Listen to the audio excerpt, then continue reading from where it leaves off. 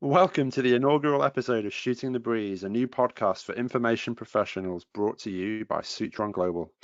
This is designed to be an informal, informative, entertaining mini-series sharing insights gleaned from the inside of a software company, helping information professionals or info pros organize and shine the best light possible on their collections.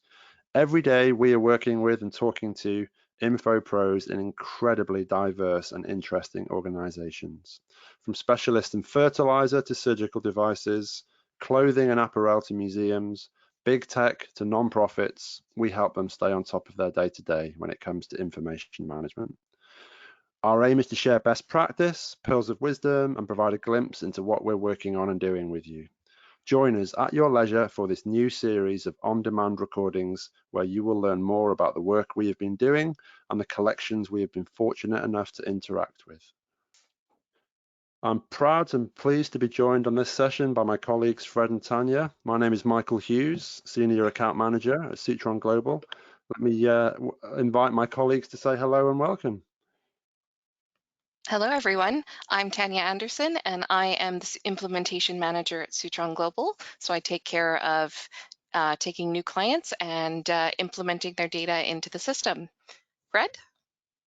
Thanks, Tanya. My name is Fred Weiss. I'm Sutron Global's technology manager, and essentially I'm responsible for making sure that your data is available, data and software are available to you every day. Wonderful. So, Michael, why don't we take a few minutes to just talk a little bit about things that we do on a daily basis, and so people can get a better insight into what we do. Yeah, sure. Happy to, Tanya. So from my side, I am working daily on uncovering problems, I guess, and seeing how best we can solve those with our various software systems that we provide to information professionals. So that can be from joining up the dots on a distributed COVID related workforce deployment, helping people be connected with the various data sources that they need for their day-to-day. It can be for bringing new and interesting archive collections to light and to the world via the web, and just generally really finding out interesting solutions to problems that people have really and challenges that people face. How Yeah, about that's yourself, Tanya? Yeah, I was just going to say that's a really good way of saying what you do.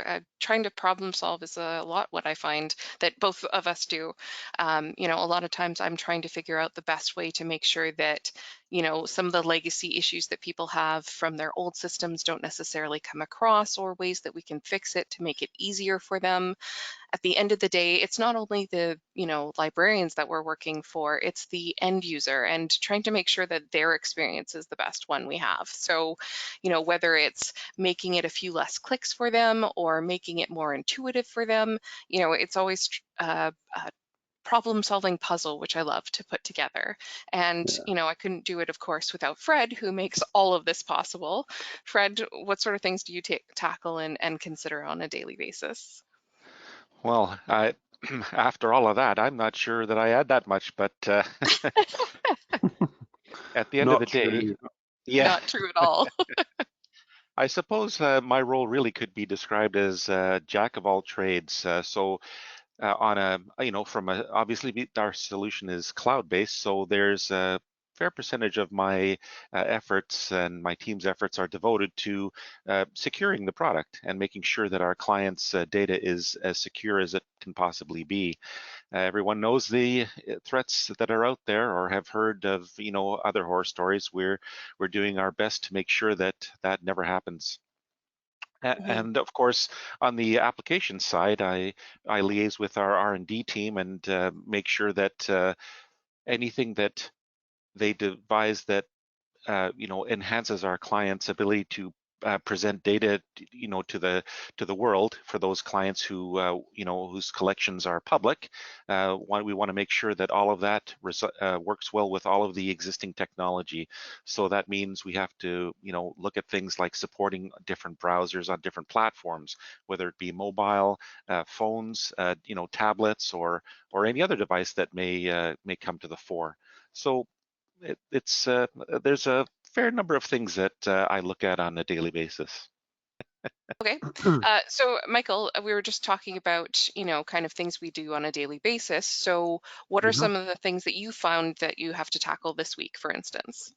Yeah, good question, Tanya. So I've got a couple of interesting things this week. Really, that part of what I do, and I'm really kind of grateful for this part of my sort of daily role. Really, is work with some really interesting kind of thought leaders, really, and just information professionals. So how that kind of boils down to an end product is that I help along with other colleagues identify people that have interesting views that they can put forward and share with us, mostly through our blog. So really pleased this week to have just received first drafts of two new blog articles, both really interesting on first read. So I can give you a sneak preview into what they'll be about. They'll probably drop later this month on our blog section of our website. So the first one is I'm particularly interested in. It's called the Solo Archivist's Values. Oh, nice. Yeah, it's really well written and it's a really interesting piece. I can give you a little preview. It's all to do with the 4 C's of consistency, creativity, collaboration, and community. So yeah, look out for that. That's going to be a really interesting one.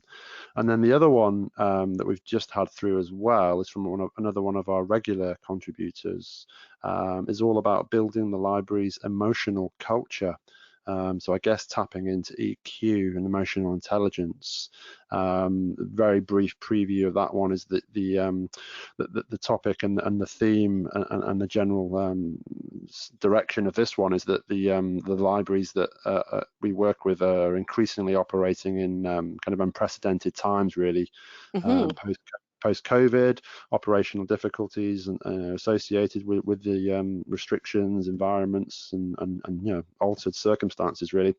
So it's it's just it's a new take on all of that because we're all so used to that, but it's just kind of considering a different perspective, really, about the impact and how best to deal with being asked to do things in the library that go above and beyond, and what toll that could take on the emotional culture within the library. So that, again, another very interesting topic, and it will be a good read, I think, and a far better treated than I've just described it there, for sure, because we have a really good writer that's done this for us, and we would look forward to his content. So yeah, that's kind of what's taken my attention so far this week. I'll throw this out to you guys as well, actually, to see. This is just another observation that's come up again for me today, Hmm. particularly for a law firm library. Actually, we work with several of those. Just one today has told us that their firm is renegotiating leases at one of their offices at the high rises, and letting actually a couple of the floors go. And this is something that we have heard of before, the consolidation of physical space, and then Right. considering the impact of that on the library. Does content get moved? Does physical, printed material get moved? Does it get thrown away? So yeah, that's just kind of a little industry observation, I guess, that's come through a couple of times lately, and again this morning for me. So yeah, that's another interesting one, because that all kind of distills down into how the information is served up through the software systems that we provide, and how you can continue to serve content to people and connect that. But I guess the question, I'll just throw it out to you guys. Perhaps you've had similar things said to you or relayed to you, but I'm just curious, now that people are likely to be drifting back to the offices there, I wonder what will happen. Do we see kind of a restoration of print subscriptions? I don't know. Any insights or any sentiments that you've gathered from your interactions with clients, particularly in that sector, but also others? Right. A lot of people have just been saying that, it's not that print is dead per se, because there's always going to be people who prefer, to pick up a book or to read or just Yeah. be able to grab it off a shelf. But a lot of them are saying that they're, you know, It's more of a balancing thing now where it's both electronic and print as opposed to bringing it back. And, a lot of them are asked to really, look at their budgets a lot lately. So one thing that a few of them have said that is that electronic subscriptions are so much more expensive, it seems. And so it's always a consideration of not only just the collection in general, but trying to take into consideration what can I actually get if I'm switching all to electronic. So sometimes the print actually makes more sense in certain circumstances, but it's definitely going to be interesting over the next little bit as everybody starts to sort of go back in, and especially with all the changes with people going more hybrids, working from home and in the office. It's definitely a changing world, a little scary, but good at the same time because it really gets us to embrace, those newer technologies that a lot of people just put on the sideline for a long time. I don't know, Yeah, for Fred, what do you sure. think? That's generally what I'm hearing as well in terms of the general trends. On the other hand, we have a lot of clients that are, um, you know, think, clients like museums and so forth that Mm, and archives that have a quite a different view on things. What they're doing is digitizing lots of older documents and putting them on the web. So what part of my role is, and what I'm going to be focusing on, and more so in the future as well, is how do we help those clients get those collections onto the web. In many cases, they don't have IT departments, or at least large IT departments, to help them with those requests, and so it falls upon us to make it easy for them to upload their contents to secure storage and yet make it publicly accessible. So that's definitely something that's going to be a larger and larger role for all of us, actually. hmm That's a really good point, actually. And well, with all of your experience, I mean, you're fantastic at just thinking about all these different ways to put things together. Not to mention, I mean, we haven't mentioned our backgrounds at all, but Fred has a pretty awesome background, which enables him to really think about these things in a different way. Fred, do you want to talk a little bit about that, which helps us to understand better why we rely so much on you?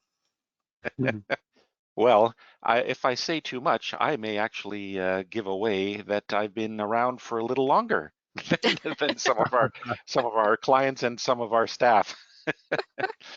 I've been in the industry for several decades, shall we say, and I've looked at things from both a developer's point of view, as I used to write library software for several other companies, and now I have hopefully evolved into a larger role where I can take a lot of that knowledge and customer interactions and the things that customers and clients want to focus on, and look at that in a much more um, over uh, overarching way, so we can encompass all of their requests. In fact, in terms of looking at that sort of thing, on a daily basis, I look at things from a regulatory point of view, from things like making sure that all of our emails are, stored and kept for, legal purposes and other reasons, for us to go back in history and see, what's gone on. Things like helping our clients keep their cloud software in line with their corporate policies. So, for example, many clients will send questionnaires to us to make sure that our security policies match up with their requirements. On the other hand, I also look at things like um, partnering with other companies. So, for example, we have in the not too distant past partnered with a document storage company and figured out how to link into their system, so that when someone wants to retrieve a particular document that they have, and I'm thinking here in the legal sense, where they have regulatory storage requirements, and yet those systems are not that not geared for easy retrieval. So these clients have exported the finding aids into Sutron and made it a lot easier to get at that data. So those are the kinds of fun projects that I like to engage with. Mhm. Certainly keeps us all on top of our toes with all the different things that we do. All right, so I think we've handled quite a few topics already today. Obviously, with everything we take care of and all of our experiences, we've got a few things we can talk about. So let's leave some of those for our next session. Michael, why don't you wrap us up? Yeah, sure, Tanya. Thank you, Fred and Tanya, for joining me today, and thanks also for listening. I hope you found it intriguing, certainly, if not interesting, and that you'll be back for more next time to hear what we've been up to, and who we've been working with and who we've been helping. It's been really interesting experience putting the first one of these together, and I hope there'll be many more, and it'll be a useful resource to add to our output that we put into the industry. So I hope you found it useful and you'll join us on the next one of Shooting the Breeze. Thanks very much from the team at Sutron Global.